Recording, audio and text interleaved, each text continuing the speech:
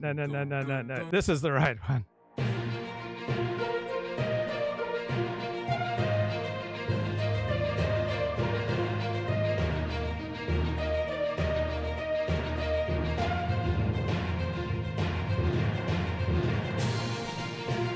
G'day, May 40 here. I'm not a big fan of Donald Trump's most controversial cabinet picks. I'm not a big fan in particular for Bobby Kennedy for the Health and Human Secretary's cabinet officer. I mean, HHS. It just doesn't make any sense to me. But here, why a Harvard-trained doctor and ex-Democrat chose RFK Jr. I'd have a hard time understanding this, but this is from Mark Halperin's show Friday morning. Let me try to understand the appeal for Bobby Kennedy. Is in Tennessee and is an RFK fan. John, did you vote for RFK?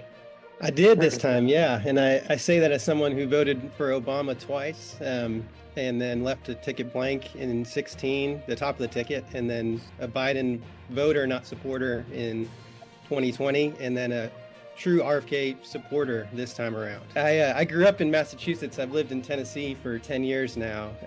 So well-educated. You know, I went to Harvard Med School. I was in this crowd, and I'm a physician. I have 2 young kids. And when I think about RFK, I think about the status quo in the sense of, you know, my first week of high school was 9/11. My first week of college was Katrina, the Iraq War, 2008. You know, I graduated in 2009.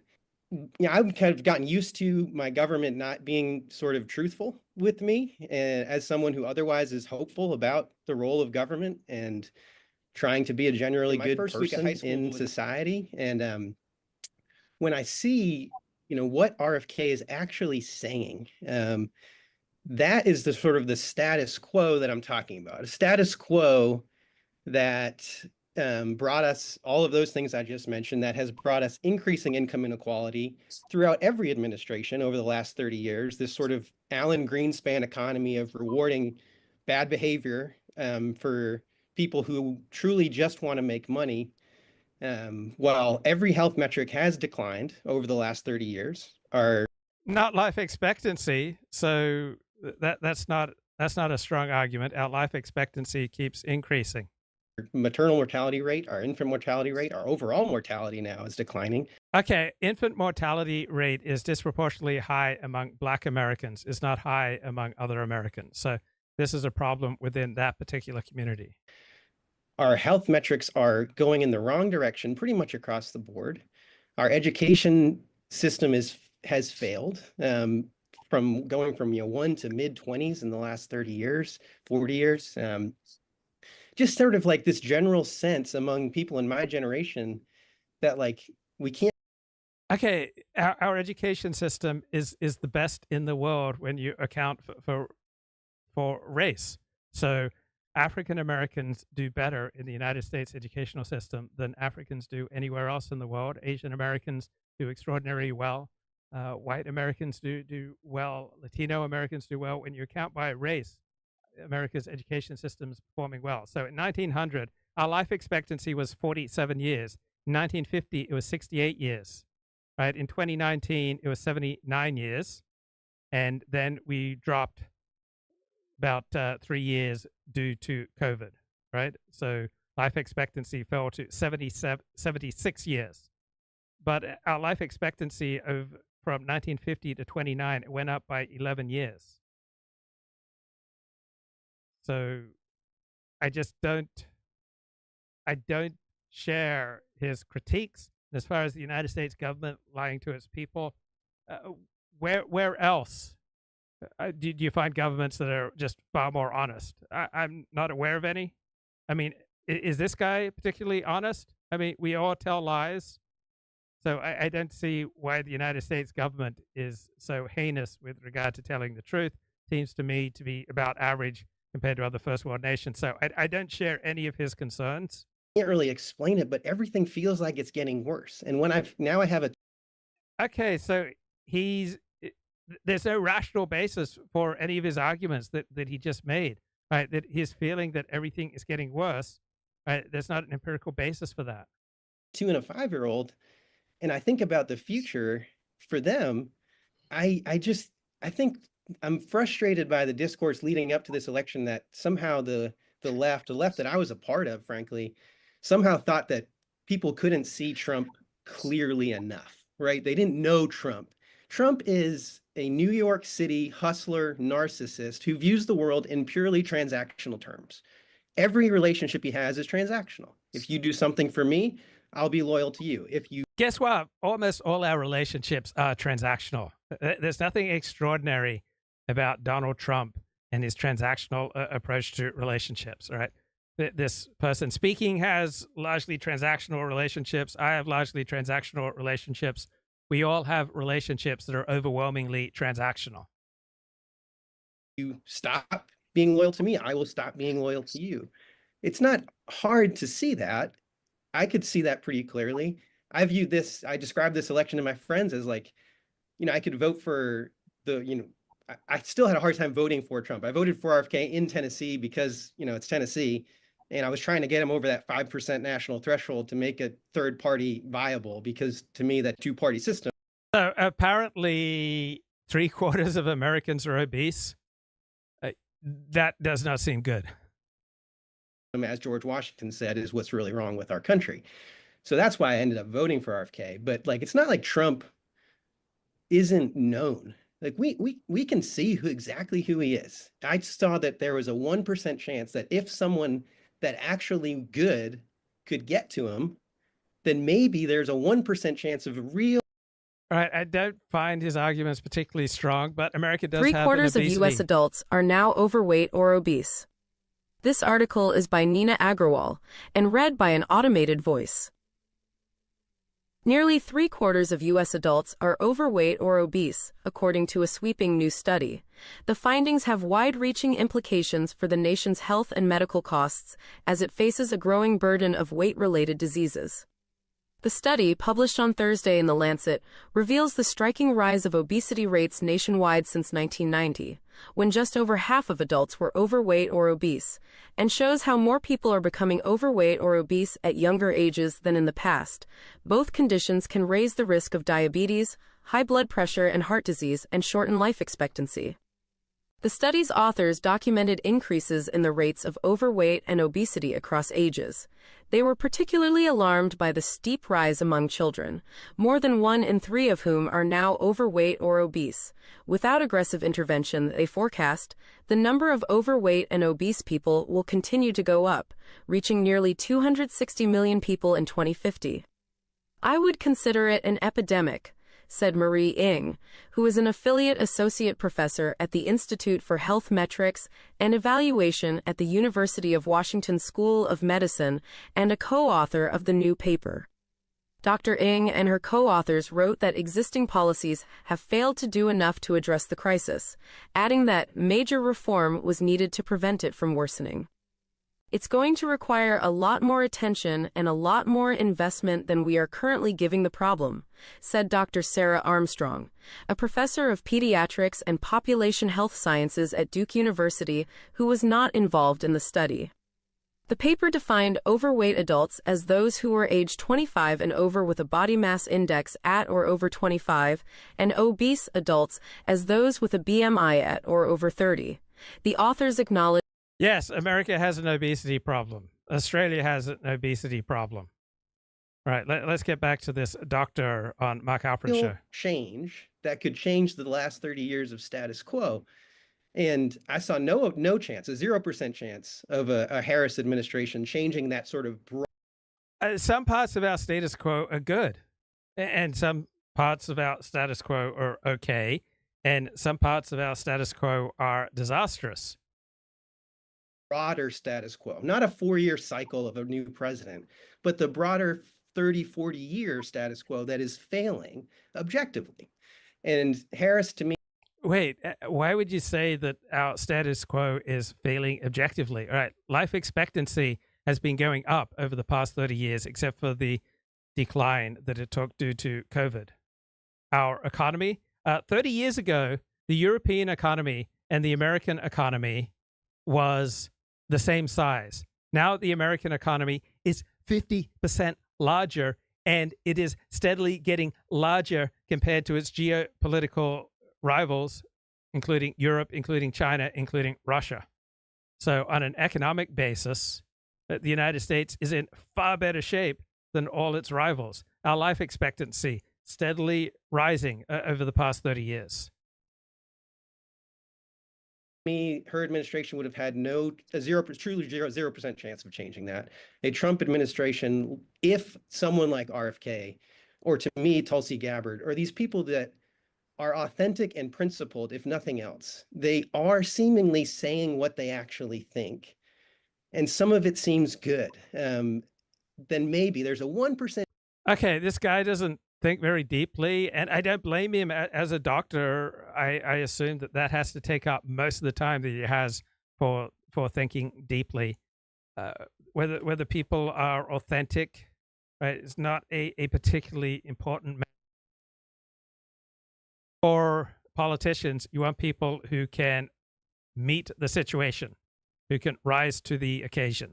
As in, sometimes you want policies and directives that make America more of a xenophobic police state when we're under threat. Other times you want America to open up and take advantage of trade and immigration. So depending on the circumstance, we want different policies. Chance that they could convince them to do some good stuff versus the 0% chance of it happening with Harris. So that's my sort of, rambling take on how I got here. I really appreciate this platform just so much. It's the only place I think I can even go. I followed both. I used to watch, check every day Fox News homepage and CNN homepage until it drove me crazy. And then I would follow Trump War Room and Kamala's wins on Twitter until that drove me crazy, because it was just like people speaking to two different countries, and that doesn't get us anywhere. So this is just such a light in that darkness. And so my question, I think, to Dan, if Sean was here, I would ask him the same thing, but I think there's like a gamble almost of Trump and Elon, and now you see the tech people, the Mark Andreessens and the Peter Thiels, and a lot of the tech, the Chamaths, the smart money tech people sort of switch their allegiance a little bit this cycle. Is there something we're missing about just saying, well, this was just an anti-media bias versus a true smug elite bias, because COVID got things so wrong? And I say that as a physician who was pushing pro everything, vaccine. Overall, our public health officials and politicians did a better than average job, right? We got through the challenge of a once in a century epidemic, and we did okay. Now some public health advice was wrong, right? Some of it was dumbed down to appeal to people all over the spectrum. But this innate hatred for people who have more power and influence than you do is just such a primitive emotion. It's the easiest emotion to appeal to. Oh, the people who are above you in social status, they're bad, right? That's just knee-jerk jealousy and pettiness, right? There are ways that our elites are bad. There are ways that our elites are mediocre, and there are ways that they are excellent. Masking, and it's just a lot of it ended up not being right. I think there were really well-intended people, but the data on the vaccine... Most of the advice was right. Get vaccinated. Social distance. Wear a mask if you're indoors and you're going to be around a lot of people, right? That was all good advice. For young men, masking, lockdowns, we got stuff wrong, and there was no admission from the main core of the Democratic Party that anything was done wrong. And I think that drove a lot of people crazy.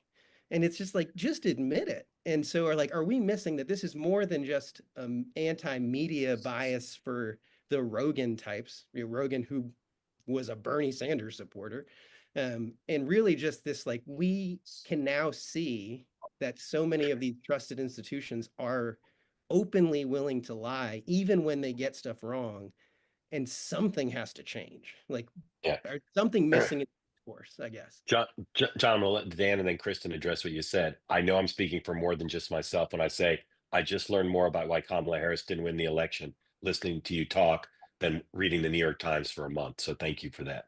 Kristen, I'd love for you to comment on John's question and maybe, or what he said, and then maybe ask him a question if you'd like. Yeah, well, I agree. I think that was really well put, and the personification kind of the anti-Harris vote. I agree. I don't think this is just the media bias. It's a rise. He's right that people in charge should admit what they got wrong, right? It gives you more credibility. So public health officials, Anthony Fauci and company, Anthony Fauci is the embodiment of public health, should admit when they got things wrong and when they were just making things up. Up against the machine type of electorate is what we saw, and it goes across the board. It's not media was a huge part of it. I think every time one of the networks would get outraged about something Trump said or did, it helped Trump because it just got normal, Americans more and more upset every single day. But then she's so pretty, but she has such a flat way of speaking. She's unruffled. I've never seen her upset, so that speaks in her favor. But the voice is so monotone. Take that and put it to, the government institutions and the DC swamp, and then put it to large corporations. I mean, that populist anger is something that had been happening for so long where, middle class, lower middle class kept looking at the, owners and boards of their companies getting richer and richer and richer, and they were getting left behind over and over again. And Trump had the ability, starting in 2016, of, meeting people to that, at that anger where they are, whereas Democrats really have stopped doing that. They expected voters to come with them, and Trump went to the voter, to that anger, to that frustration. Now, one thing I'd add to what you'd say is, I agree 100%. We were angry, we being the, electorate as a whole, against that larger, media and government and corporate elite. Now, the risk for us and for Trump really in the next 2 years is if we fail. I mean, the way you just described why you voted for Trump and RFK was so euphoric that I don't know if a human can reach those expectations you have. Right, the hope that you have. I did say I have a 1% chance of hope. Sure, Yeah. I mean, 1% is infinitely more than zero, Right. but I wouldn't say I'm euphoric. Well, you could hear the hope in your voice, which is a good thing. And It's the only frankly, time I felt hope. yeah. And I, that's the risk for us. And, looking at focus groups during this whole election, and you talk to African-American men and Latinos and women who have shifted from Democrat to Republicans, the routine answer over and over again was, Obama promised us this, and then Biden promised us this, and our lives are not better, and things have not changed. And so we're going to go try the other guy because he's at least talking to us. And so we have that risk, right, as a party as a whole, that in the next 100 days, if there aren't some major wins on the board and things aren't, and I think that's why you see Trump and everyone moving so fast to get these disruptors in place, because if we don't see that, we'll start to lose those people too, and it'll be a short-lived victory. I would like to clip that whole entire set of remarks and send it to every Democrat, because the idea that you were for Obama, you didn't vote for Hillary because you were unexcited, and then you went to Biden, like that's pretty much the arc of when we win and when we've lost. And I think that the frustration that you have with the party, and Krista was just talking about it, and the opportunity that Republicans have, I think the Democratic Party does need to look in the mirror. It does need to not always say our experts are the best, and they're, question the way things are done and ways to look at issues. And I hope that it does. I hope that it comes out of this defeat with a better set of policies that speak to people, that give people optimism, and we put points on the board. And that's why I've said with some of these cabinet secretaries, I mean, I said earlier on the show, I'd be very careful. Like I'd tread lightly around RFK if I were Democrats. And I think focusing on people who are unserious, who aren't proposing policies that help you, and I'm looking at you, Matt Gaetz, so far, like that is where I would train my fire. But I think your remarks are so well said, and just thank you. It's why I love this platform and learn so much every day. I don't get the adulation. So Mark Halperin and everyone on that clip thought it was so amazing, and I guess I'm just blind to it. I like this column by the most prestigious columnist writing today, Janan Ganesh, writing in the Financial Times. Liberals speak a different language. There's a great article in The Atlantic this week that the Democrats have become the party of HR. Human resources, all right, where they want to regulate every little thing about what goes on in the workplace and penalize you. Liberals speak a different language: gaslighting, cosplay, intentionality. The American left doesn't realize how odd it sounds to most people. I was living in Washington, D.C. 4 winters ago when Donald Trump made way for Joe Biden. Something sticks with me from that time. If there'd been no access to the news, no knowledge of the election at all, an alert person walking the streets could still guess that Republicans had left town and that Democrats had moved in. There was a difference in dress. There was a difference in modes of transport, a lot more cycling, which I think is a terrible idea if you have to bicycle on the same road as cars. Because I know as a driver how much I hate bicycles in my driving lane. Above all, there was a difference in speech. How so? You're likely to hear someone to vow to be intentional or use the phrase redemption arc or accuse a third person of having main character syndrome or of doing something performative. You are likely to hear toxic narcissism and cosplay and gaslighting. Your date was likely to say, I'm an empath. Okay. I don't use intentional. I don't much talk about redemption arc. I don't use main character syndrome. I will use performative for when something is not real. I don't use toxic. I don't use narcissism very much. I don't use cosplay very much. And I don't take gaslighting very seriously. And I certainly have never been accused of being an empath. If these verbal tics were unique to ultra-neurotic people in one unusual town, we might leave it there. But 4 years later, other realms have succumbed to the same speech: offices, advertisement, podcasts, WhatsApp groups. Among certain kinds of graduates in the world's big Anglophone cities, this kind of talk is all around us. So liberals have evolved a language all of their own. And those who speak it don't realize how odd it sounds to other people, and therefore what a competitive disadvantage it is versus the plain speaking right. Right? Conservatives have their own words like red pill, blue pill, but you have to go quite far into the weirdo fringe to encounter it. Among the megastars such as Joe Rogan, not to mention Donald Trump, what stands out is an Orwellian directness. Bros or not, their speech is far closer to the American median. So what characterizes liberalese? First of all, psychotherapeutic jargon, spraying around concepts such as intentionality, try to give things a scientific and medical veneer by people who've mostly studied comparative literature. An unbecoming obsession with transient pop culture, references to the Beehive, that doesn't mean anything to me. Brat Summer doesn't mean anything to me. Then there is the matter of cadence, right? Upspeak, the habit of lifting one's vocal pitch toward the end of non-interrogative sentences, right? This takes place, he says, mainly among progressives. You don't hear conservatives talk like this. Here's why right-wing shows dominate the podcast charts. They are easier on the ear. People who think Joe Rogan is a dangerous fool on vaccines will nonetheless take in 3 hours of Joe Rogan instead of 30 minutes of some liberal elite. Why? Because of the direct way that Joe Rogan speaks. Now, Democratic politicians don't use liberalese. Kamala Harris didn't go around saying cosplay this and toxic that. But a party is judged on its proxies. So the pundits, the celebrities, the scholars, the business leaders, and the online activists line up with this odd way of speaking, this alienating fog of in-group buzz phrases. All right, it's a class signifier. It's ostentatious. People probably don't even realize they're using it. Style and substance are linked. You can't tell that a word lacks resonance out of big cities. You can't tell that a candidate does either. I don't even know what gaslighting means. The right is out there. It is in people's ears. It is on their screens. And the right is all too easy to understand. That I agree with. All right. What the heck is going on with the polling and the polls? What is on the mind of Americans? Reimagining American institutions conversation here between 5 pollsters put on by Hoover Should have Institute. been too high in some and too low in others. In fact, what we see is a kind of across the board bias in all of the states where we were 1 to 2 points too Democratic, which is what statisticians call a bias. If you shifted all the polls in the same direction by that, you get very close to the final outcome. That is, with Trump winning very narrowly in the Midwest. So in 2016, 2020, and 2024, on average, Donald Trump performed 1 to 2 points better in the polling averages. And winning by larger margins in Georgia and Arizona.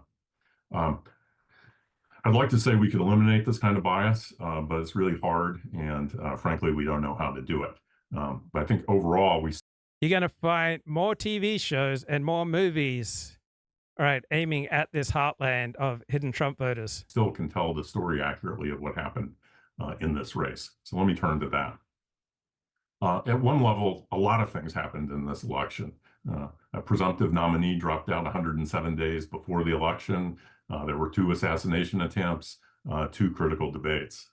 At another level, not much happened. In January, Trump led Biden by about 2 points. In November, Trump defeated Harris by about 2 points. In between, there was a lot of sound and fury. Biden's support, for example, collapsed after the first debate, though it took several weeks for that to happen. Harris started out at or below Biden's numbers in our data, but quickly surpassed Trump in the polls, estimating the national popular vote. And after the second debate, led him by roughly 2 points. But does this signify anything? Democrats were pretty optimistic about Harris's chances after the second debate. But there were some obvious warning signs. She stopped gaining in the polls. The perception of her as being too left-wing continued.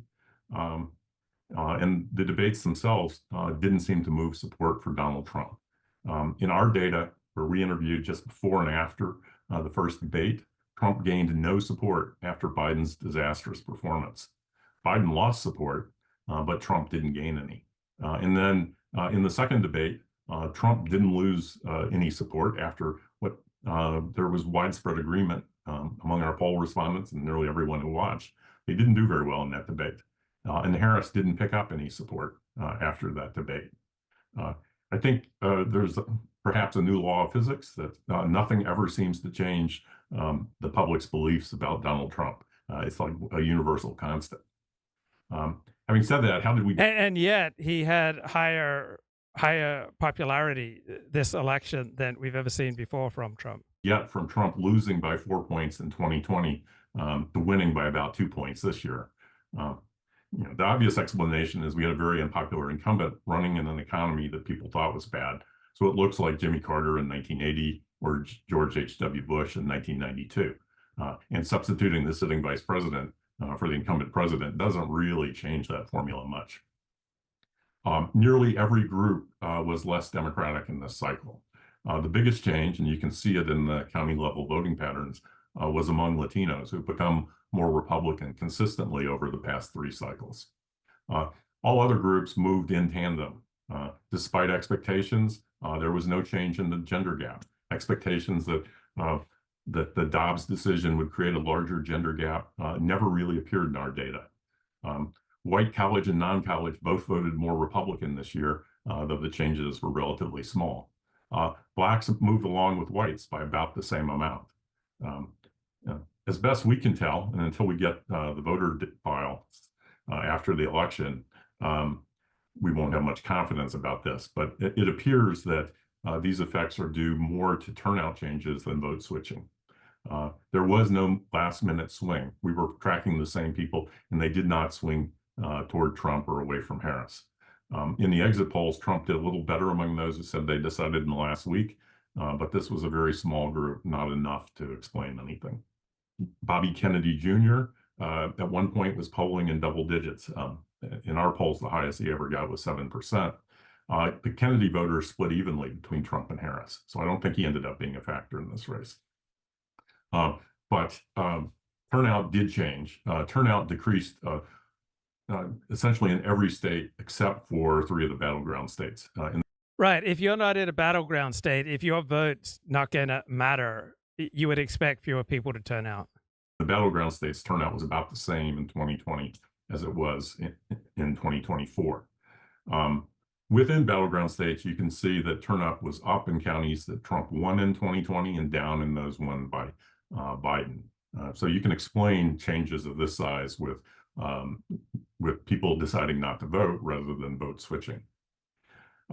Finally, is it a realignment? Political scientists have accurately predicted 5 out of the last 3 realignments. After every election, people come out with confident changes, predictions that we live in a new world where everything has changed. 63% rate the economy as either poor or, only fair, which is a negative in our not so good. That's at least 2/3 of the electorate is essentially wanting something different. I think they want. That's key, right? If there'd been no Trump campaign and no Kamala Harris campaign, Donald Trump would have won. Right? There is evidence that Kamala Harris's $1 billion and her campaign reduced the margin of Trump's victory in the battleground state. All right, but political campaigns really don't make that much of a difference. It's very, very small usually. Want to change, and that creates. That means all the advertising, all the debates, all that talk about winning the day, winning the news coverage, doesn't change many votes.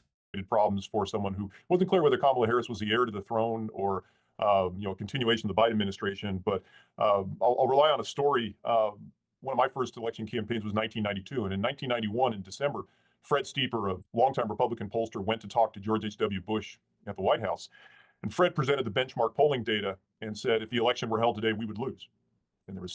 All right, that's key. All right, it was already clear in December of 1991 that George H.W. Bush was not going to be reelected, barring some massive change in events. Silence in the cabinet room, and Charlie Black basically uttered a profanity, and he said, "There's no way." He says, "We would run a better campaign. There's no way we would lose." Right. He thinks that the campaign is going to do it. It's not going to do it. All right. I'm trying to think. This election was not decided by a campaign. Right. Joe Biden didn't run a sterling campaign in 2020, right? Joe Biden didn't blow the roof off with his amazing campaign in 2020. Donald Trump was a compelling character, but it was the facts on the ground. People were unhappy with the direction of the country. That's what led to Donald Trump's 2016 win. 2012, all right, I think you could make more of a case there that the campaign run by Obama made a significant difference. I think more than any other election, I'd say 2012, the Obama campaign, that made a difference in the election outcome. 2008, people were ready for a change. The campaigns didn't matter. 2004, Knife's Edge, perhaps the Karl Rove, George W. Bush campaign made a difference. 2000, Knife's Edge, don't think the campaigns mattered there. 1996, Clinton was going to win anyway. Campaigns didn't make any difference. 1992, campaigns didn't make any difference. 1988, not sure. But most of the elections that I think of, I can't see where the actual political campaign made a difference in the outcome.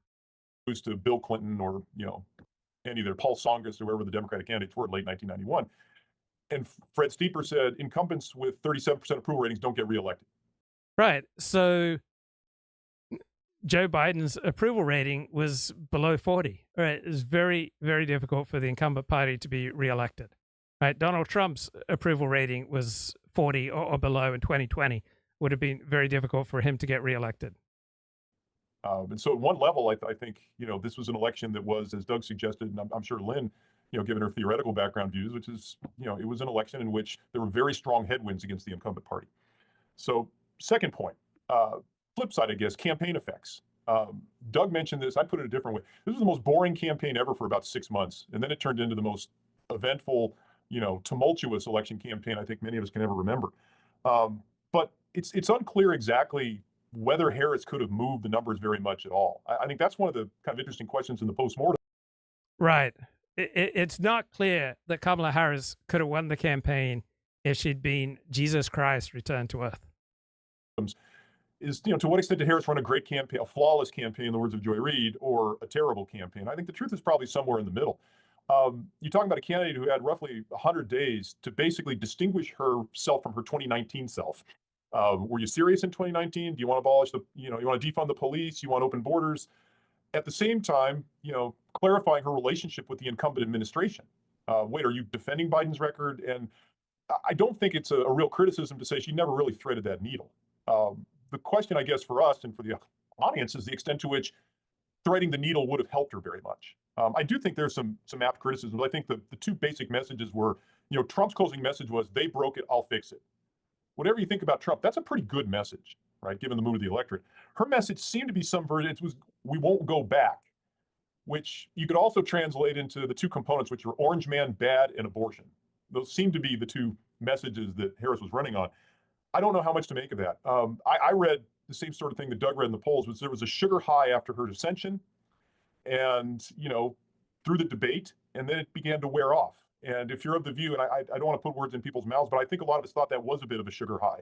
The question was whether she could have put any kind of substance under that to sustain it. No, she's not a person of substance. I find it hard to imagine how she could have done that. All right, let's get Burst here from Fox Calista News. and I were both really honored to be there with him, to have him recognize both of us. We're old friends. We go back way before his presidential campaign, and we're very strong supporters.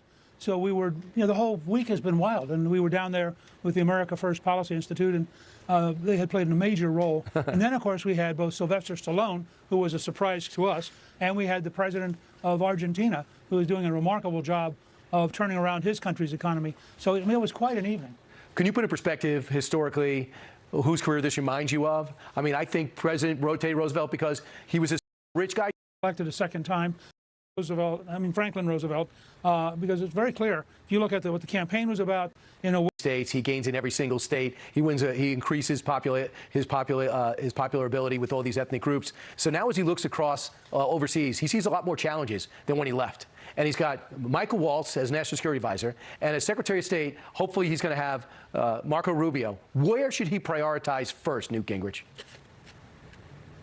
Well, I think that first of all, he's got to prioritize Mexico and the border, because he has to immediately stop the massive inflow of illegal immigration. And as people who've been watching the trial in Georgia on the tragic killing of a college student by a Venezuelan illegal immigrant, the number one goal has to be to get Mexico to get the border under control. Number two, I think he has to back Israel and indicate that we're prepared to do whatever it takes to get the Iranians to back down and to cease being a revolutionary terror state, the largest sponsor of terrorism in the world. Three, I think he's got to focus on the Ukraine-Russia war and reach some kind of truce that is acceptable. Four, he's got to convince Xi Jinping that we're not going to tolerate any effort by China to occupy Taiwan, which produces about 70% of the computer chips in the world. And so these are big steps he's got to take. And then I was just talking with Marco Rubio election night. Calista and I were with him. We were chatting about the crisis that's building in Cuba, where you have the Soviet-era electric generating system literally wearing out. And they have more and more blackouts. And we think it's possible that you're going to see a popular rebellion in Cuba as the Cuban people simply get fed up with a system that clearly isn't working. We literally cannot deliver electricity. Mr. Speaker, of course, with his heritage and with his dad escaping there and his family, you know that he's going to be he's going to have a big focus on that, and the president will give him maybe some room to maneuver. But it all doesn't matter unless President Trump starts showing people he's serious by reinvesting in defense. Don't you agree? Almost doubling the defense budget, sending a message to the world: we're ready to take back control in these areas. Well, I think, first of all, he is going to be very strong on defense, but also don't underestimate the potential impact of the Elon Musk, Vivek Ramaswamy joint effort to rethink the federal government.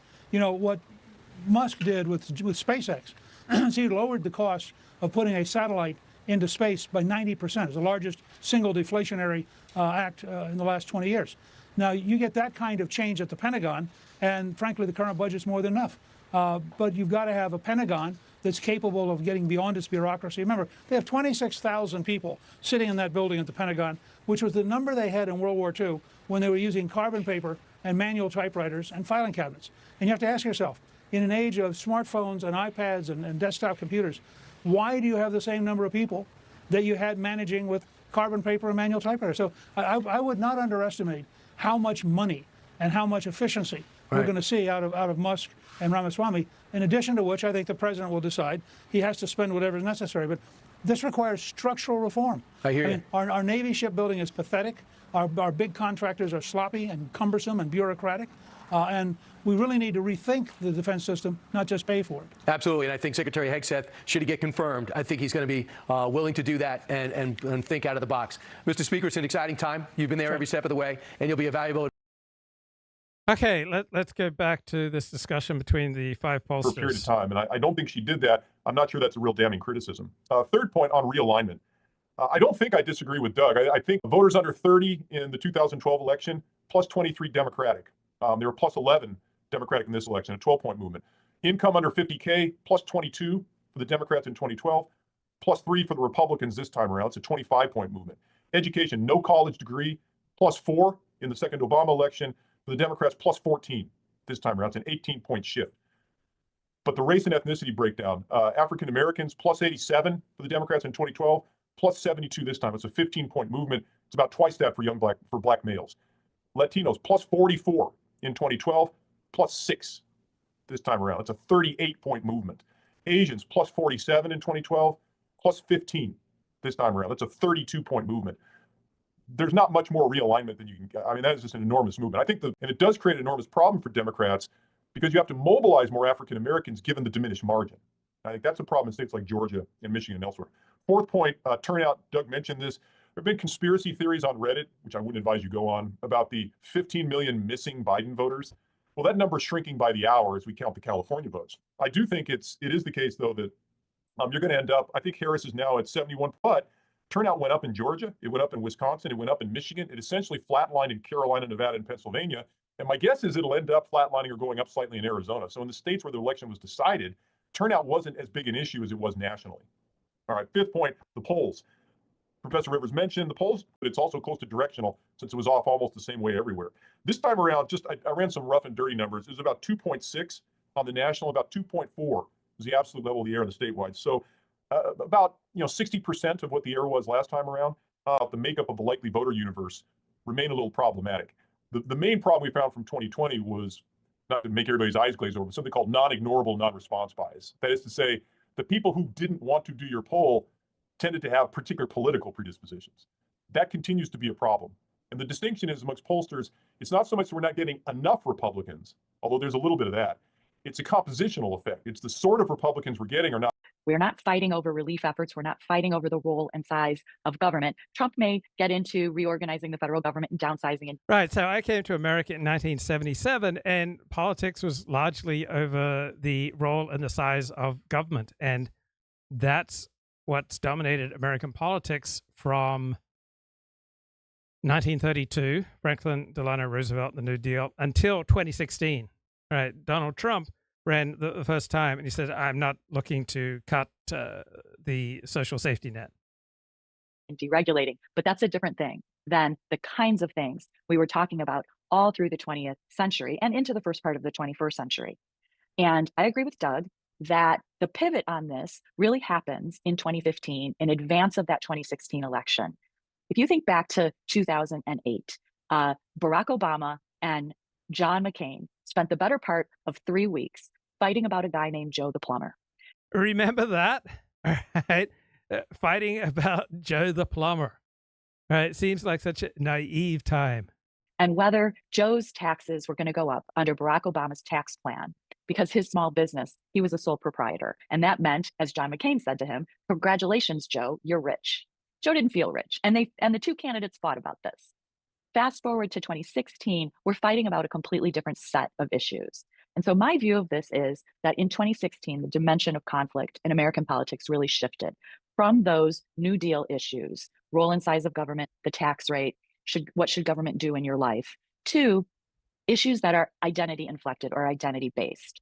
And those issues have some particular characteristics that change the tenor and the feel of politics. They're more divisive because they're about people. And essentially, we're fighting, if you remember back to 2016, the border wall, a religion. Right. This makes politics feel much more existential, much more a matter of life and death. Right. It used to be when I came to America in 1977 and through the 1980s, right, there were plenty of conservative Democrats and liberal Republicans. But over the past 20 years, all right, the parties have split. And so now people experience politics as a threat to their life. Religious test to enter the country. You could lump into this set of things same-sex marriage, and now trans policy, bathrooms, sports teams, all of these person-based issues. And I want to stress the issue part because these are things on which policy has to be written. This isn't like the 1980s when the Republican Party talked about the moral majority. We don't believe in divorce. We believe in families having a mother and a father, no single parent. This is bad for the fabric of society. They weren't going to write laws outlawing single parent families or outlawing divorce. That was a moral argument. What's happening now is we have to write policies on these person-based issues. Right. And so it's just become incredibly intense. And so we had people screaming at each other on CNN over trans. There are a lot of families out there who don't believe boys should play girls' sports. They're not boys. I'm not going to listen to transphobia at this table. I am not going to listen to you call a trans girl a boy. You can allow me to finish my explanation. When you use the words to slur, I'm going to interrupt. That's not how it is. They're not boys. They're not boys. They're not playing girls softball. I'm not going to. Yeah, you cannot allow people to just cut you off like that. All right. I'm not going to listen to transphobia. Well, then leave. That's not my problem. Let's reset for a second because, look, this is a really heated issue, right? So let me rephrase this since I'm being targeted. So the way regular people no, that's not no. Do not rephrase to accommodate liberal sensitivities unless you're in a workplace, right? Unless you need to do so for social reasons. But in this kind of open debate, do not rephrase. No, I am not going to rephrase and change the way I see the world. I'm not going to compromise my hero system to accommodate your sensitivities.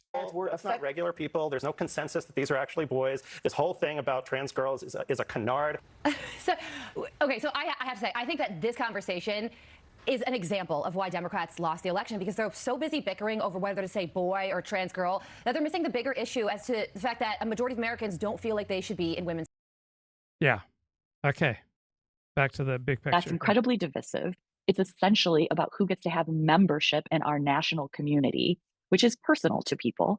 And it's hard to compromise on many of these things. You can't be married on Monday and Tuesday, not on Wednesday and Thursday, and on Friday only if you want to be.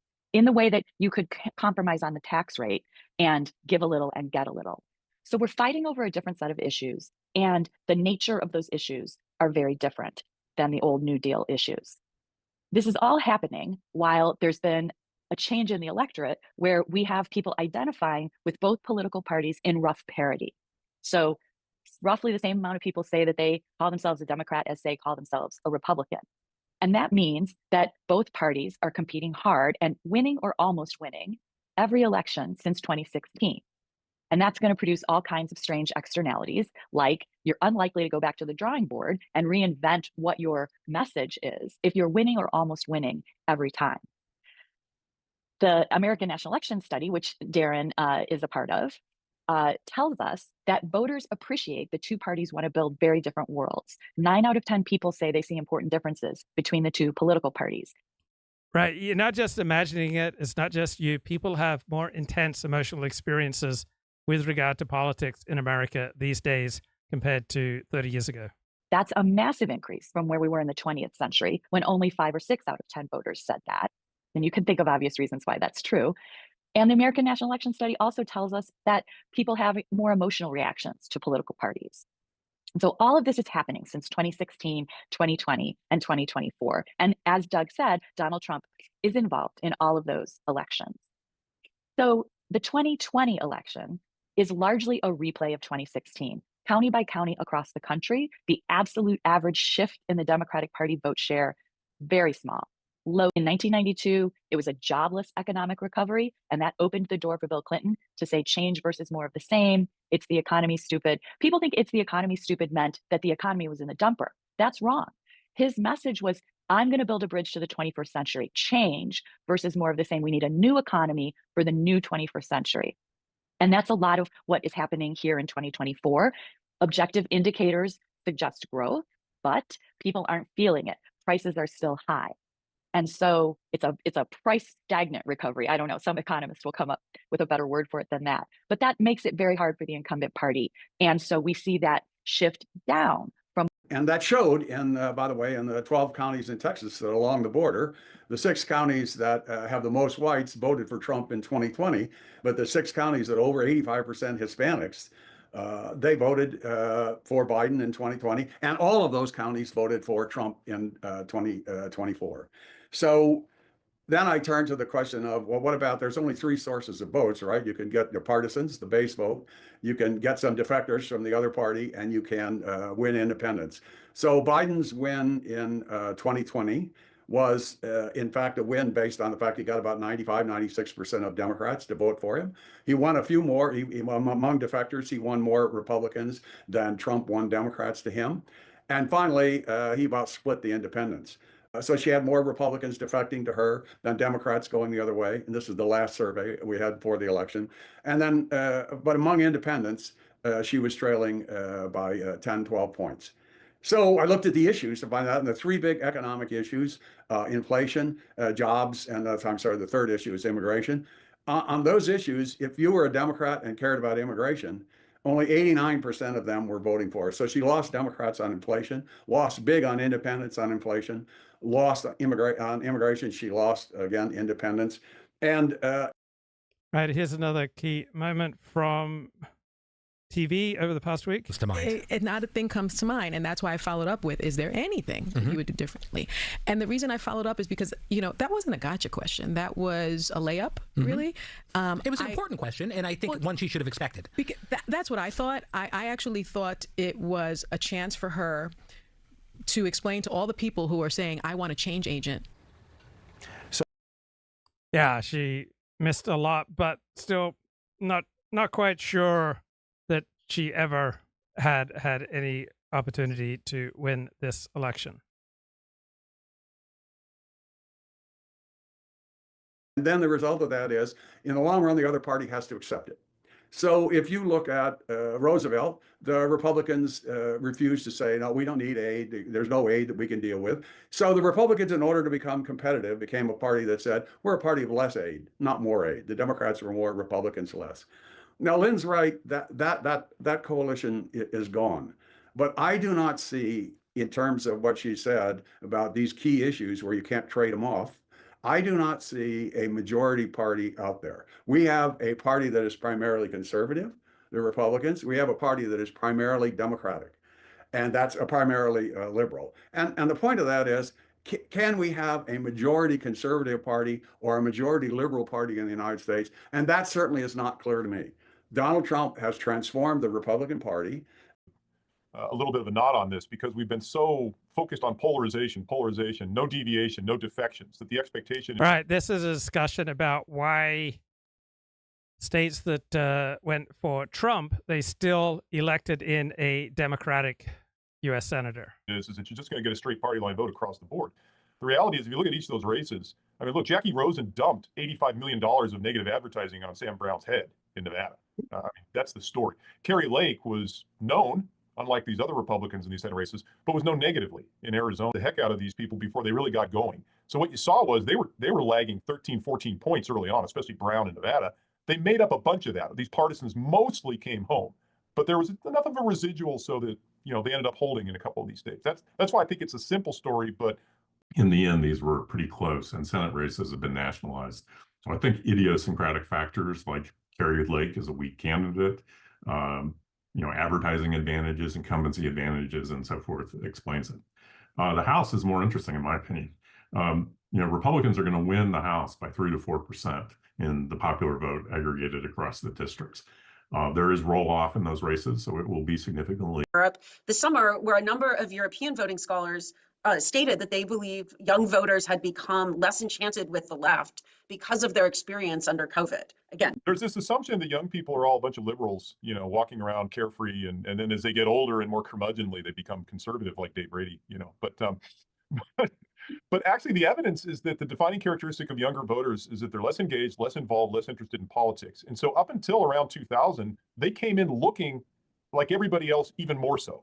I think we might actually be returning to an era in which young people are actually even more affected by whatever the short-term forces are, whether pro-Republican or Democrat, rather than being reliably liberal or progressive on certain issues. Like, I guess the caveat would be if you continue to have this sort of cultural divide, young people do seem to be more progressive on cultural issues, and maybe that pushes them in that direction. But white non-college educated voters and other voters have been doing over the last decade and a half, moving out of the Democratic Party and into the Republican Party because of these new issues that we're fighting over. and of course, some of that movement started even before this election, but then became an even more prominent factor. Dave, you mentioned that Trump won the Rio Grande Valley, which at one point used to be called the Dems' blue wall, right? Some elections ago, not in the most recent ones, but in Texas, Trump also won Miami-Dade County, right? So, and made substantial gains nationwide with the Latino vote.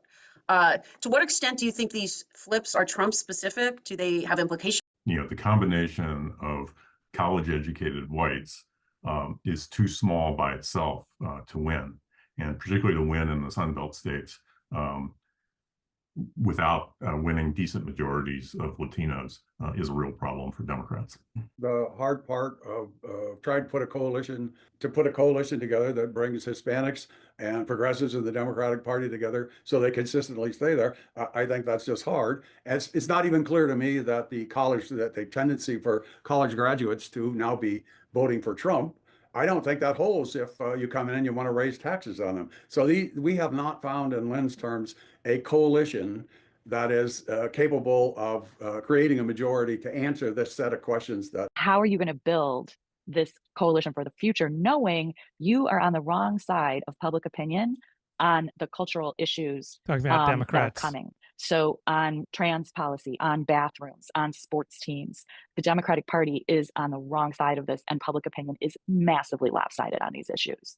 And so that's a tough spot to be in. And you've got to think about it both in terms of, what are your policy goals, but you also want to win elections. And it was, what's the main message you want to send to Washington? Lend me a hand or leave me alone. And it's varied considerably over time. You'd think it'd be pretty, but it actually flows quite a bit. And we actually got a huge uptick in leave me alone, this affection and this declining trust in institutions. And we've seen it. I know Doug and David have seen this. I know Lynn has. It's across the board, even the military, even the most sacrosanct institutions. Historically, we're seeing declines in confidence and trust. And, that's, hopefully we can do something to, better those numbers. Even starting with Ronald Reagan, we're going to have more money, but we're going to tax you less. It's going to happen. And I just see American voters as over a long time period, I'd say from Reagan, or maybe Reagan on, but I not meeting the goals that they say they're going to meet. And in the 2024 election, or 2020, Biden's going to bring us together. He didn't. In 2020, and it's hard to do, but when you make these huge promises during the campaign, I think. But you're right that then Trump comes along in 2015, and he is a catalyst. He is going to speed up that process. If it wasn't him, would it have been someone else in 2015? I don't think so. I don't think Jeb Bush or Marco Rubio or Ted Cruz were going to go talking about the process of Republicans becoming the working class party, all in on the identity inflected issues the way Trump did. Does that mean it was never going to happen? Maybe not. Maybe Ted Cruz or Jeb Bush would have gotten that nomination. Hillary Clinton probably would have won that election. She probably would have been, maybe she would have been reelected in 20, maybe not. Maybe that would have been a Republican. Like, could we have gotten to a point in time where we're past the idea of who gets to have membership in the national community? But what happened in the 60s, because of the race issue, the Democrats lost some votes in the South, some states in the South. And you got a series of Republican presidents, even though Democrats were the majority party. With Ronald Reagan, you got a swing. Prior to Reagan, the Republicans had they were for the Equal Rights Amendment for women. There were more Republicans that were pro-choice than pro-life. That switched. Second, under Reagan, the economy, which was a Democratic issue, is gone. What Trump... Question in the chat, what happened to the $10 million vote drop for the Democrats? Well, turnout was just as high or higher in the swing states, but turnout was down in the states where it didn't matter very much. Did, in my view, was he brought less educated voters, which is a term we now use for blue collar. He brought blue collars into the Republican Party. I agree with Lynn. I don't think any of the other candidates could have done that. And the question of race bisected that, as Dave says, in the 1960s. What was interesting is I think this is an orthogonal dimension to that realigned system, and the orthogonality is populism. And I think it was latent. And it was latent as a critique of the system. So what Trump did was he came along and said, the system's broken, it's run by elites, it's stacked against you, and he brought that grievance to life and kind of drew those voters in. Could someone else have done it? Bernie Sanders was doing it in 2016, right? But what was interesting was that it came from the right. And by the way, we've seen this internationally, right? And we've seen it in Latin American companies. The populist dimension tends to come, from the left. It's insurgent. It's challenging these bureaucratic authoritarian regimes. In Europe, it's come from the right. But populism doesn't necessarily have to come from the right or left. It just has to, animate a salient grievance that exists in the society. And or controlling the messaging of the candidates. Some feel that the mainstream media news outlets have lost credibility in this election, and that the future is about meeting voters on podcasts and dispersed non-corporate media. Do you think the mainstream media is in trouble going forward? It depends on what you define as mainstream media. If we're talking about legacy media outlets like ABC, CBS, NBC, PBS, the New York Times, I don't think that they're in any more trouble today than they were, 2 or 3 weeks ago. How much did Kamala get for $1 billion of advertising? But here's something I'd love to hear you guys talk about. It does seem like the race was closer in the battleground states than it was in the non-battleground states. And Absolutely. what's that about? Yeah. What's that about? That's about the campaign. It could have been the advertising in the ground game. I'm not sure. It could have been. And Dave Carney, who was Sununu's advisor in New Hampshire and Abbott's advisor in Texas, said, "I'd like to know whether the amount of time and energy we spend responding to news media inquiries are worth it." And he says, because we put a ton of people on this. And he says, I'm not convinced it does anything. And so we did a study where they actually turned over all of their requests, text messages, emails, all the requests, the record, whether they responded, how they responded. We collected all their clips and media coverage and coded it. And turns out they probably shouldn't be spending a lot of time and energy responding to the news media. If what you're talking about is, are they driving coverage? And then does that coverage affect, in this case, Abbott's favorability in Texas? I think it's pretty obvious that the news media have gone from an advertiser base of revenue to a subscriber base of revenue. They're no longer interested in making sure Chrysler or Nike, are offended by the way they cover things. They're interested in driving eyeballs. And this is clear in the Times, the Washington Post, the LA Times. It's all subscriber based. That's what their orientation is right now. It's the fundamental change in the nature of the news media. Right. And subscriber based means feeding your base what it wants to hear. Okay, let's get some comedy relief here. Tim Dillon weighed in this morning. People trying to make you famous. Ain't nobody going to make you famous. They're going to steal your money. That's all they're going to do. I'm telling you right now, they're going to steal your money. All you kids out there with dreams of being famous, you don't want to walk into Geico. You don't want to process the accident report. You don't want to, I get it. You want to live a different life. You want to get, I get it. I know what you want to do. I feel you. I'm not judging you, but just know that there's nobody out there that's going to make you famous. It's not going to happen. They are vultures. They are there to pick the flesh off your bones before it's even rotted. That is all they are there to do. They don't understand the algorithm. No one understands the algorithm. That's the point of the algorithm, by the way, is that it keeps fucking you up. It keeps going left, going right. And there are people that claim to understand. It's like religion. These people go, no, I speak for God. Donate to me. Give me the money. I speak for the Lord. You want to go to God? You talk to me. All of these people that are coming and telling you that they have this understanding of the algorithm that's going to elevate your content and make you famous, that's not true. The only thing that's going to make you famous is a compulsive desire to post content to a point where people, they just get worn down by it. They have to accept it, that you break them down. It's the way, if you want to be famous, go read a book about how the prisoners at Guantanamo Bay were tortured. They would break them down. They broke them down. And that's what you're going to have to do. Okay, a little bit there from Tim Dillon. All right, let's get Elliott Blatt back on the show. Elliott, what's going on, bro? Oh, blessings, bro. Blessings. Fun times. Good show. Thanks, bro. A rare Saturday evening appearance. Yes. Normally, I'm just kind of tired Saturday evening. For whatever reason, whatever fatigue I build up during the week, it usually hits me like Saturday afternoon, and I'm just useless. But I had a little bit of pep this evening, so here we go. That makes one of us. I was in bed all day. I'm still in bed. Isn't it? And you're not sick, right? I mean, I had Monday, Veterans Day, I had all these plans. I was going to read a book, and I just spent the whole day pretty much lying down listening to podcasts. Yeah, I've been having those here and there. I guess it's getting older, You just need like a recuperation day here and there. So it's a big trend on TikTok, like people spending the day in bed. I've forgotten what it's called. Oh, really? Yeah. Women do this. Oh, yes. Well, by definition, yes. Right. We know that story. We know how that goes. But anyway, let's nice topics tonight. I think we differ on RFK. We don't have to go into it too far, but I do want to relate a small story yesterday that I think shed some light on this health problem in the USA. So yesterday I went to Sebastopol. I don't know if you know where Sebastopol is. It's up by Santa Rosa, about an hour north. And my intention was to fast, to not eat, just curb my appetite a little bit, just mind over matter, just stop this habitual eating all the time. So that was my intention going into this, and I was praising myself for this decision. What a great decision you've made doing this. You're so good, Elliott. You're such a good guy. Thinking, acting on smart thoughts. So anyway, day goes along. Things didn't go exactly as planned. I sort of got knocked off my routine here and there. Little annoyances crept in, and so I was about to drive home, and then I decided, you know what, I'm starving. I am going to eat. So I went looking, but I sort of told myself, I'll just have a small piece of pizza, and that'll be it. Just a little tide me over type of thing, right? Yeah.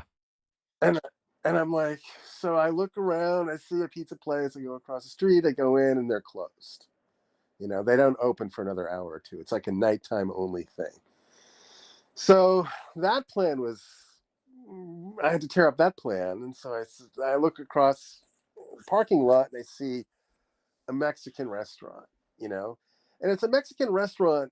This is sort of a little pet peeve of mine, but like all of these businesses that were just once so obviously different businesses, and they put no thought into the decor, and this seemed like an auto parts store, like it used to be once upon a time an auto parts store, but now it's a Mexican restaurant. And you just have this, it's hard to explain, but the layout of the place was just really unappetizing and unwelcoming. And it was just a really creepy experience being inside there. And so I go up there and I said, okay, I guess I'll do it. I'll have a burrito. I'll just do the no eating thing tomorrow. And so I order the burrito, and 5 minutes later it comes out. And I swear to God, the thing was 5 pounds. It was an enormous amount of food, Luke. He handed me the burrito, and I had to like engage my bicep to not drop it. It was so big. Yeah. It's just disgusting, right? Yeah, I'm like, portions are huge in America. Yeah, if you give me half of that thing, I'd say, man, this is a pretty big burrito. Half of that thing. So anyway, and then I said, well, I guess I'll just eat a little bit, and then I'll just take the rest home, and which is just a fool's errand and stuff. But the whole thing about the portion size is it sort of hacks your upbringing about not wasting food, Right. like Right. And so you get into this giant moral dilemma, like, I'm not hungry, but I should eat it. I don't want to waste the food. You get into this sort of discussion. And then I ate maybe a third of it. I said, I'll just bring the rest home and maybe I'll see if I can deal with it tomorrow, And so I started thinking about this. Why are portions so big? Why has this always been true? Is it just certain types of cuisine? It's just all about quantity. It's a discussion we need to have, Luke. It's in the larger. I hope RFK can bring this up. That's where I'm circling back to, like portion control, bro. Just a basic life skill that we need to learn and inculcate to children. Yeah, well, in America, like you look at American pornography, it's all about big tits and big dicks.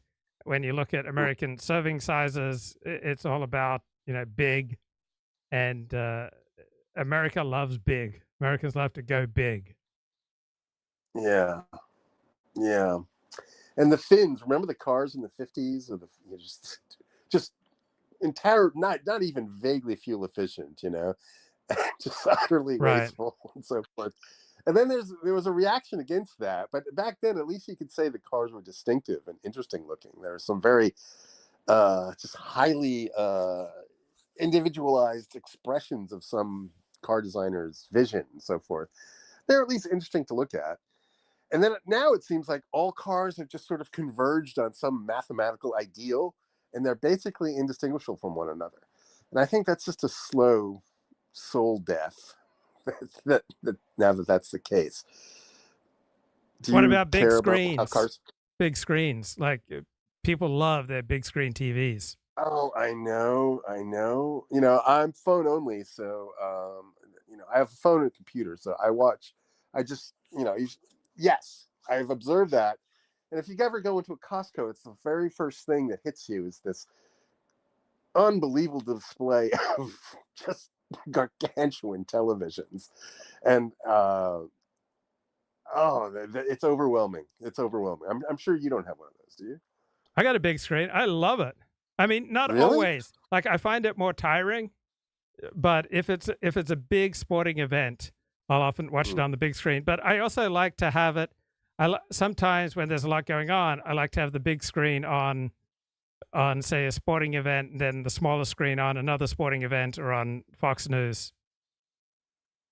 Really? So Yeah. you multi-screen at home? Yeah. Really? Yeah. I would. Oh, I guess not because always. you don't really go to bars. No, You don't I go do go to bars. I do go to bars. But I multi-screen.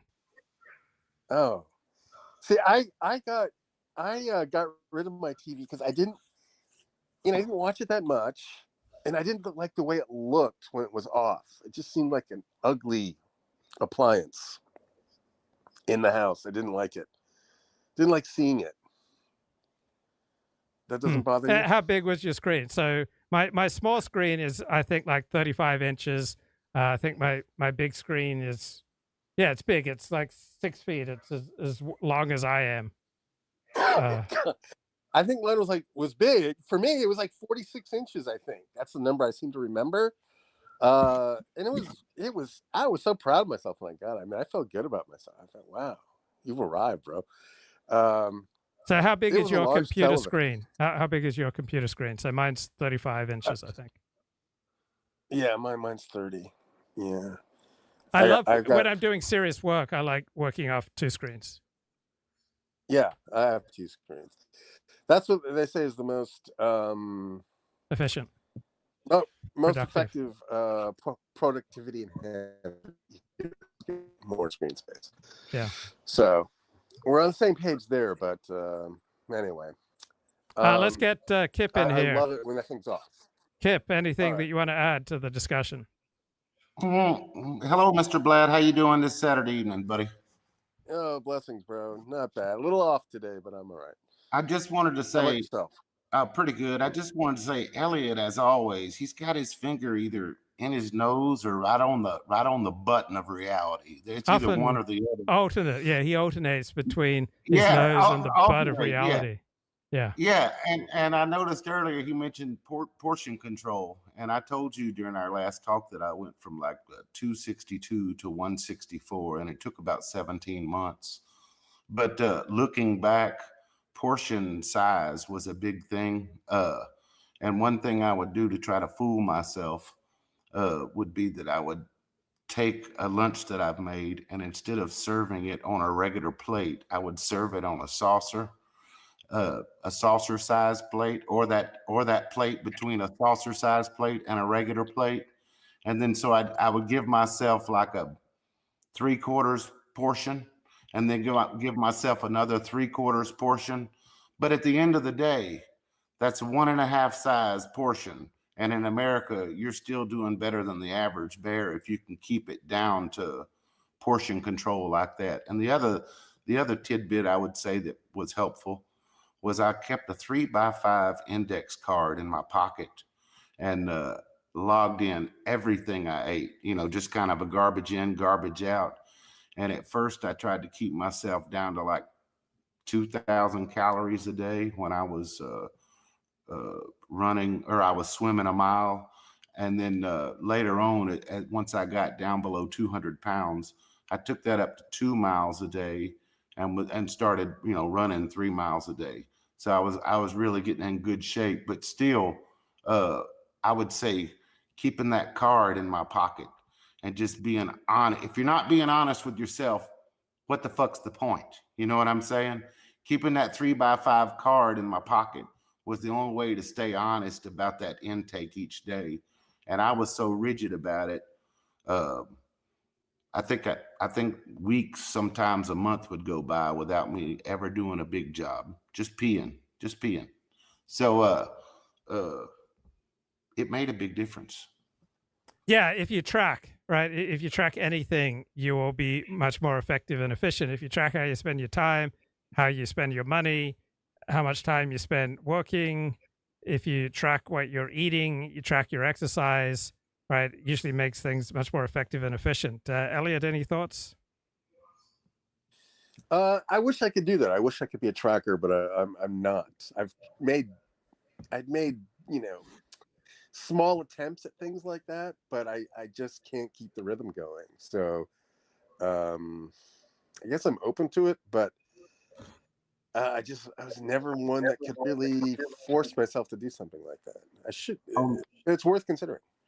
On the second point you guys were talking about, I was going to ask you, Walmart has 50-inch TVs right now for $132, I think it is, for Black Friday. And is that something that you can use for a computer screen? I know Elliott would know that. No, not really. That's not a, No. that's way too big for a computer. Like 35, 36 inches is about max for a computer screen. And even then, you're going to use a smaller window within it to do your work. Okay. I did tracking on, I've done tracking on my time, and I've done tracking on my earning, and I've done tracking on my spending.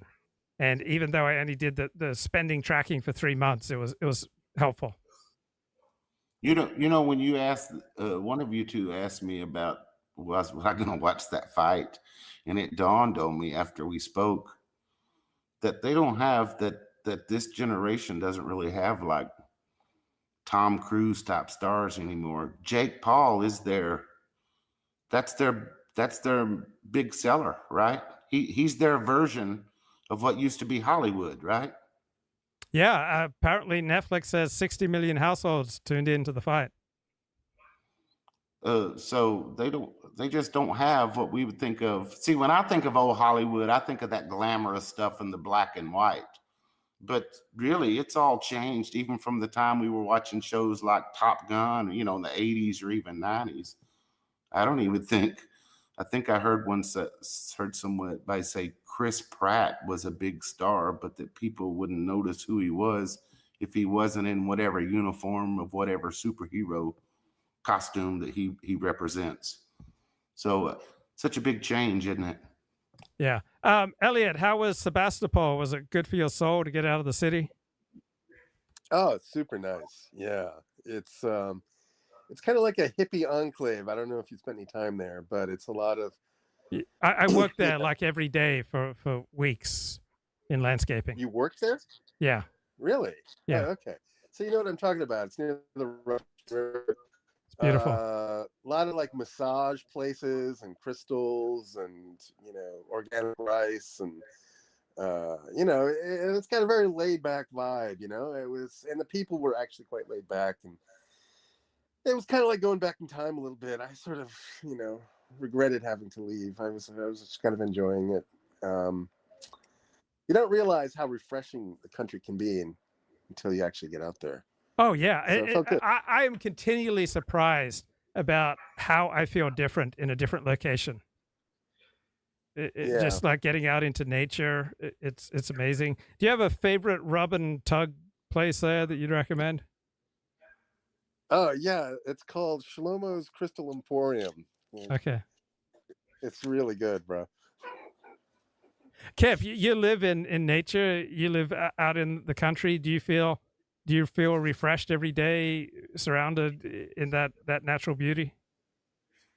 Today was particularly nice, but I got real lazy. And then I guess by 5 o'clock, I was noticing that I had goofed off a perfectly good day. You know what I mean? Where the sun was out all day, and I kind of had a little bit of regrets about that. But it happens. Like Elliott was said, sometimes you just want to recharge or whatever. But I really had no excuses because I'd got a lot of sleep last night. So. But do you benefit from the nature and the trees around you? Do you sense that, or have you become blasé to it? No, I sense it. Me being a mystic, I'm probably a little bit weird about it. Like there was a rainstorm yesterday, and when I was getting ready to take the dogs for a walk, there was just like dozens of worms that have collected on the driveway. And I was like, I'm getting ready to hit reverse and back up over all these worms. So I spent the next 5 minutes scooping up inchworms and putting them off to the side or whatever. So I guess if anything, I probably get too much into nature. You know what I'm saying? I get bummed out when I see a dead squirrel on the side of the road. Okay. Elliott, did you have another topic that you wanted to hit? You have more words of wisdom for us? Well, I don't know if there wasn't, but I did watch an interesting clip of Bill Maher giving a long lecture to Democrats and how he's taken the gloves off. I think there's just the whole process of watching Democrats soul search has been amusing and enjoyable to me. And I don't see a way out for them. I don't see how. I think this was I don't see how they're going to talk themselves out of this trans stuff. Right. And I think Halpern was saying they need somebody like, what's his name? Rahm Emanuel to come in. Who's just like this cold, calculating lizard. And he's going to just make decrees and basically by force reform the party. But they need like a Caesar-esque figure. They need a dictator. They need, in fact, a Trump to come in and reform themselves because they're on a really bad trajectory unless they do something desperate. Well, I think if they change to be tough on crime Democrats, I think that would be a winning ticket. If they start cleaning up the streets, right, putting the homeless away somewhere, cracking down on the criminals, and they start improving the quality of life in America's biggest cities, and then run for president on a tough on crime ticket, all right, high quality of life ticket, I think that would be a winning message for Democrats. Well, I think the pivotal demographic to me so far is the white, married, usually votes liberal, who does not want their kids to be flattened by a trans woman. Yeah. I think there's 2% right there. If only 1% of their voter base believes that and switches vote, it's actually a net loss of 2%. So until they win back that group, they're cooked, as far as I can tell. Okay, Kip, did you want to add to anything, new topic, or add any thoughts? It dawned on me today. Usually I get a little upset every month or so because I realize that Derek Chauvin's still in jail. But I just remembered today. So I figured I'd bring it up because I don't think I've bitched about it on your show yet. You got any thoughts on that? Have you watched that 16-minute video? I have not, but I don't believe that he deserves to be in jail. Yeah. So I'm not as upset about it as you are, but I don't believe he deserves to be in jail. On the other hand, I think that he should have had better training to handle the situation some way different, because kneeling on a guy's neck while he's dying is not a wise thing to do. Yep. I don't know if Mr. Blatt saw the video, but they tried to put St. Floyd in the car, and he wiggled his ass right out the other end of the car onto the ground, and they could tell that he was high on something. You get what I'm saying? So basically, they had been trying working with that guy as best as they could, and it was kind of like, well, here he is. This is the technique they showed us there at the academy, and let's not let this fact slip away. He was a training officer. So Chauvin was the guy that the city of Minneapolis Park or wherever he was trusted him. He was the super cop. You get what I'm saying? He was the one that was training the other cops. And everything. Go ahead, Elliott. Yeah, everything I've heard is that Chauvin did it exactly by the book, and I think Trump should pardon him on day one and just let everyone scream and just say, you know what, we love our cops, our law enforcement, we love our military, they're important. You couldn't see it on the camera, but I tell you what it looked like. It looked like George Floyd probably took whatever drugs he had on him. And of course, he was getting high at the moment. And it looked like he was just having an episode. Now, remember, he had COVID and he had a laundry list of drugs in his system. So you don't know which one he took at the moment or whatever. But the cops really kind of snuck up on him. They had walked into the Cup Foods to say, here we are, what's the situation? And the guy showed him a bunk $20 bill. And they followed him right out you could see them following right out to George Floyd. And they met him kind of at a 7 o'clock angle where I don't think George Floyd saw him coming until they were like just knocking on the door. And from the whole time, I mean, before he even got out of his car, he was saying, I can't breathe. I mean, from before he was saying he was claustrophobic when he was in his own car. You get what I'm saying? If you've seen people the way they just start manufacturing excuses or whatever, and there came a point in that 16 minutes where George Floyd could tell that whatever his excuses was, they were going to settle it not here. They were going to settle it down at the station. And that was, I think, the point that maybe pushed Floyd over the edge, where that combined with the drug kind of did him in.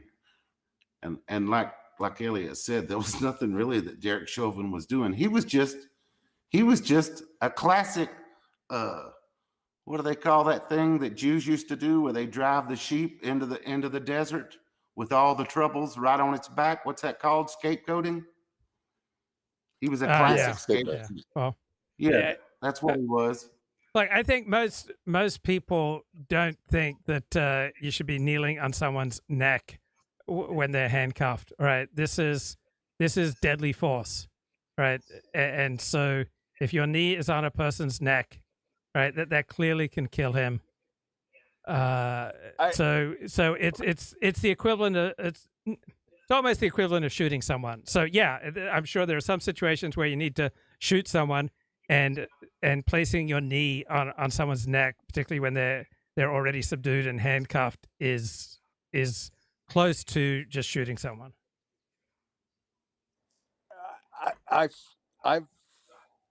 It's been a long time since A, I've seen the video, and B, I've heard the counter argument, but I do recall coming away with the sense that I don't know if his neck was like his knee was directly on his throat, preventing him from breathing, or if his knee was over on the shoulder, just, keeping him pinned to the ground. I'd have to look at the video again to sort of make my determination, but I think he was a scapegoat, as Skip says, and I hate this idea that cops have to just run this gauntlet and perform perfectly to keep the peace and to separate the criminals from the civilized public. If we just allow this thing to go on, this mindset to continue where cops can be put in jail for doing their job, we're going to have a terrible, terrible problem. They want cops to be able to divorce themselves from the situation, but they're human beings, so they can't. You get what I'm saying? If somebody spits in your face, yeah, I don't give a shit if you're a cop. You're going to react to that. You know what I'm saying? So what they want are people that would have to have like degrees, that would want to be paid $202,000 to $250,000 a year to put up with the shit that a cop has to put up with, and they're not going to find that. The guy they find, we all met. You remember in your own high schools or junior highs the kinds of guys that ended up being cops. They weren't always, guys that you like, but who else was going to do the job? Nobody else was willing to do it, you know? Yeah, and if you resist arrest, I don't care what happens to you. So George Floyd resisted arrest. I don't care about his death. It's just a bad look to be kneeling on someone's neck for a long time. And I have several black friends, and I'll tell you what I told. Fair enough, but you have to remember, with at least with fentanyl, or I think opiates in general, one of the characteristics is they restrict your breathing. That's one of the side effects of these drugs.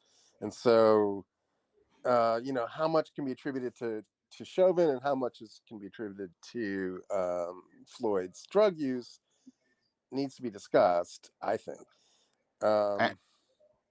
Yeah, and Blatt says they're giving it out free in Guam these days with free airfare. Fentanyl, right? But what? Yeah, but what was the point you're trying to make about your black friends, Kip? Oh, I was trying to make the point to them is they tried handling him with kid gloves. He slithered right out the other side of the police car. Yeah. What do you want him to do? Put one of those plastic sleeves around him like they do a Christmas tree before they throw it on the roof of your car and strap him down? What's next? You know? What's next? He's obviously having some kind of an episode. Even if you put him in a paddy wagon, you're waiting for somebody to come check him out or whatever. So they didn't put the drugs in his system. Hey, wait, paddy wagon, that's racist.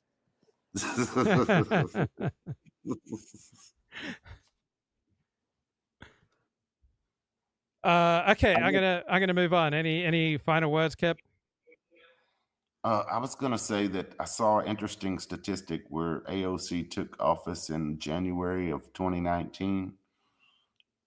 And I forget what she did before, but it wasn't much. And she's now worth 29 million in barely what is that, 5 years, 6 years?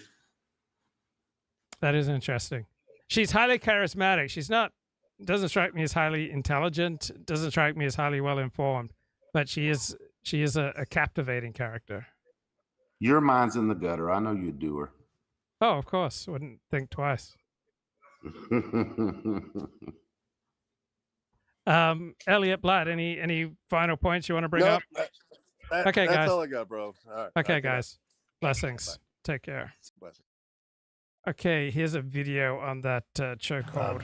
Unconscious neck restraint. An unconscious neck restraint is when the person would actually be rendered unconscious, correct? That's correct. And intentionally so. Yes, sir.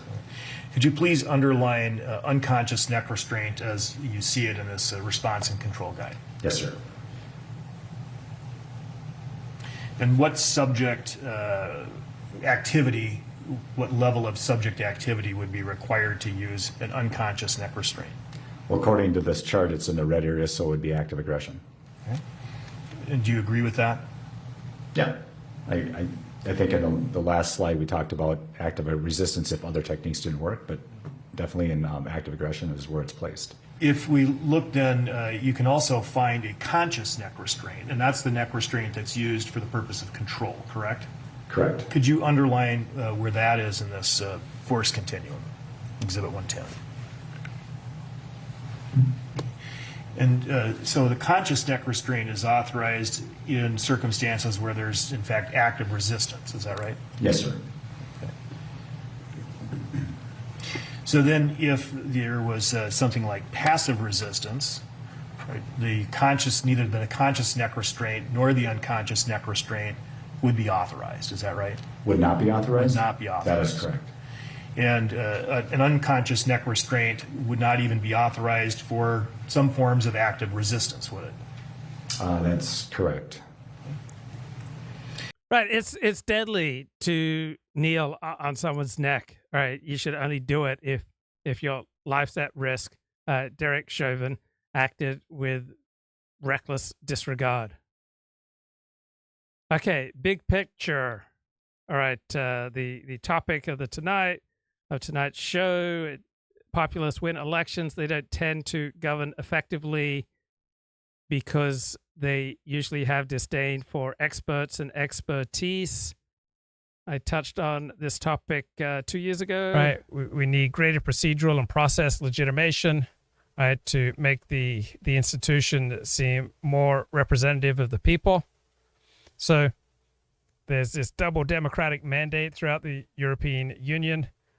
you've got individual member states, and you've got the EU, and both of them are not able to act effectively, right? For example, on food safety, or to improve quality of life, deal with crime and immigration, right? So a lot of this stuff goes back to national governments, and Brussels gets blamed by member states. So people really don't know where to turn.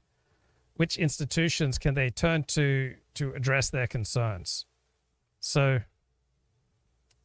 we used to have a discussing class. That was a class that would make the decisions that run our lives. Now, the discussing class is really the class of the experts, right? So first of all, you had the liberal public who could vote for their representatives, who could then make the rules, but that was too unwieldy. The people didn't vote the right way. After all, the people voted for Hitler. So therefore, we have to take power away from the people and shift it to the discussing class and to the experts. And we need procedures, guys, to review expertise, right? We need to scrutinize those who possess knowledge. We need extended peer review. We need new surrogates for the public and for the people. We need a new place for discussion in place of the lost public discussion of classical liberalism, right? We need expertise that comes with it legitimacy.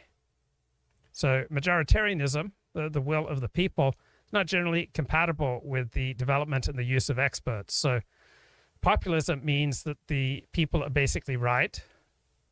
Pluralism seeks to divide the people into all different spheres of groups so that the elite can then ally with one sphere or another to retain control. So right now in America, you have the elites allying with the upper class and the lower classes against the middle class. So the Republicans generally represent the middle classes.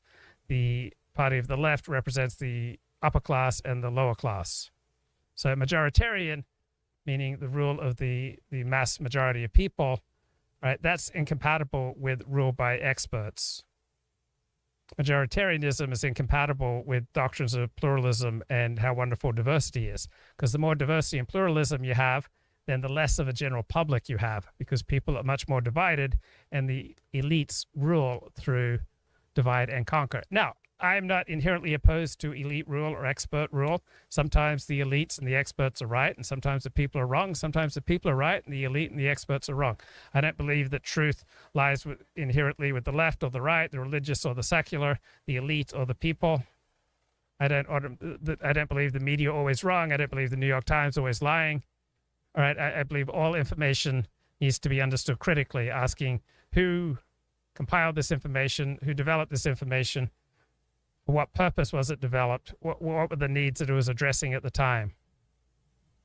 So you get all these procedures for citizens, juries, and consensus conferences and focus groups and public hearings. This is big in Europe. It's kind of modeled on participatory forms in Danish technology panels. This is a novel way to try to get legitimation, given that you're not operating on the basis of majoritarianism, meaning that the majority of the public gets to rule. Now, is this any meaningful notion of a public? Are these meaningfully public institutions? No, these are show institutions, right? There is the ceremony, and then there are people who are actually getting things done. So these are like consumer testing groups. These are like focus groups, right? They assign that someone's listening, even if the listening has no effect, right? That's the world we live in now. So can there be a public without accountability to the public, right?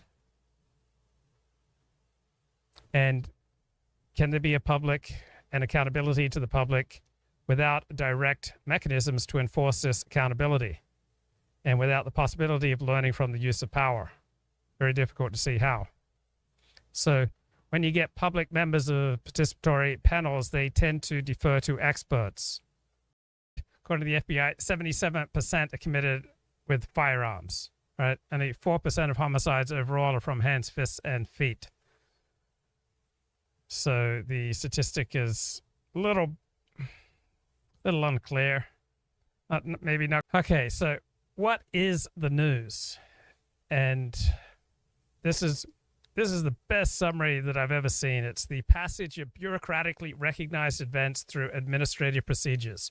So the news, as we get it from the major networks and from the major newspapers, all right, it's the passage of bureaucratically recognized events. You get elections, you get release of unemployment data, you get release of crime statistics, right? Whatever the event, there seems to be a pre-existing narrative that the media fits everything into. Like, why are these narratives the media's default in times of tragedy? And more importantly, where do these narratives come from? Well, these narratives come from the experts, usually to be found at our most prestigious institutions. And so the conservative in me is struck by media narratives that they seem to always call for more government intervention into our lives.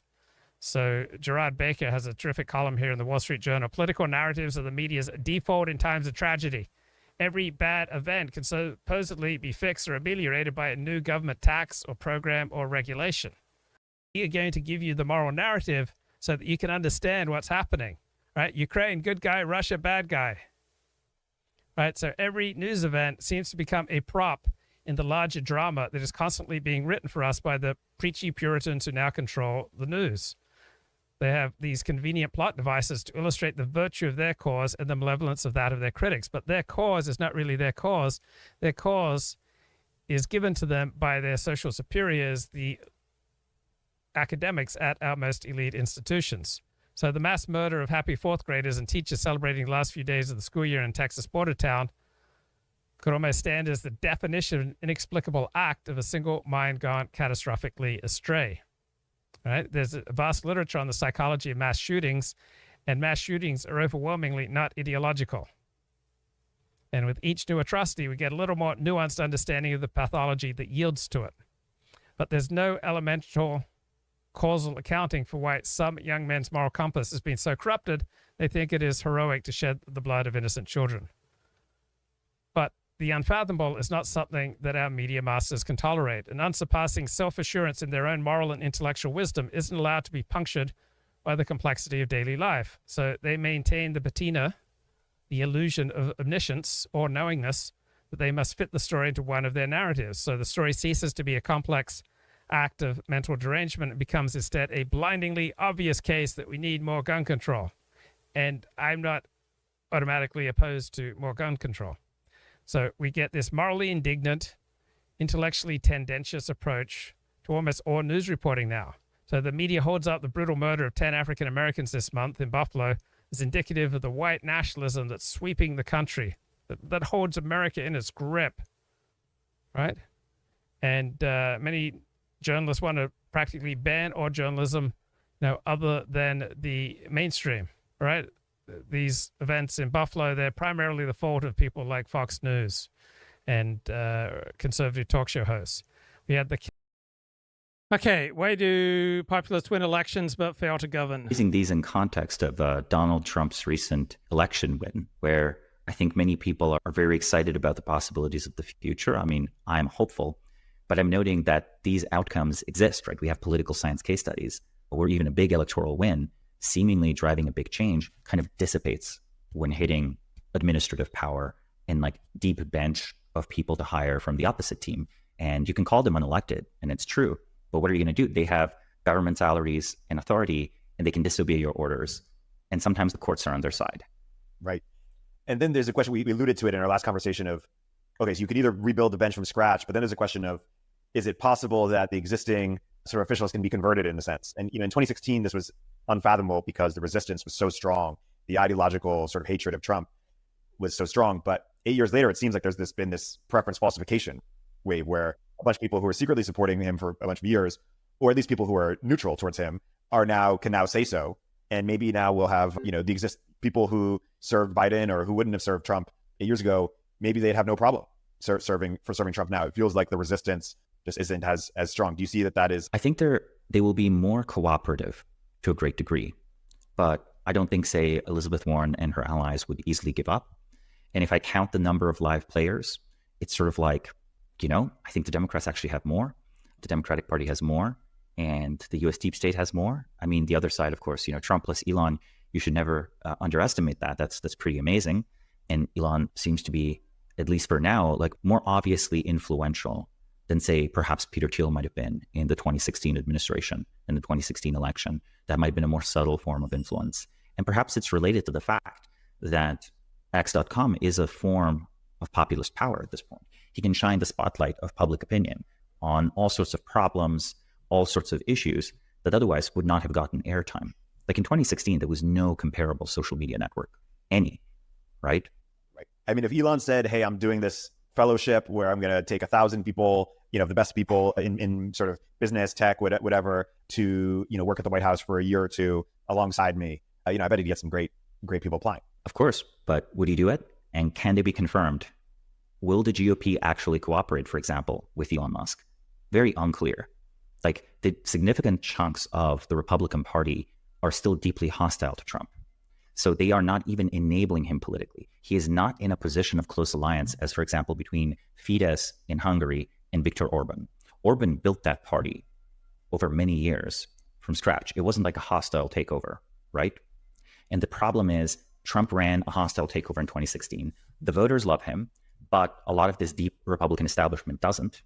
And, you can have examples of people who cannot be confirmed and are then given this title of a czar. Okay, what is a czar? Well, you have an office in the White House and you have the power to convene people. Yeah. Okay, you convene the people for whatever bureau you're supposed to handle, like immigration. You talk at them, you tell them the president really wants this. They hear you, they nod, and then they go back across the street and go back to their office and they do whatever they wanted to do.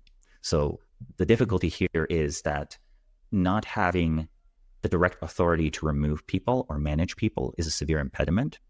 And I think the confirmation process will be contested from within the Republican Party. And you might ask, well, why would the Republican Party pass up this perfectly fine opportunity to carry out a program similar to what I said, again, the Viktor Orban program in Hungary, where you appoint people, you fire opponents, maybe you shrink the size of government a little bit, maybe you reduce the number of civil servants by a great degree, maybe with Elon's help at identifying things, maybe just do it, assign all the people each their own department and relevant agenda.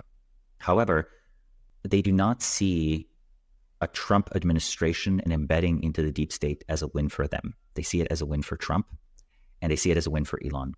While they might like Elon, I guarantee you Republicans probably see him as an outsider, the Republican insiders. They don't like him any better.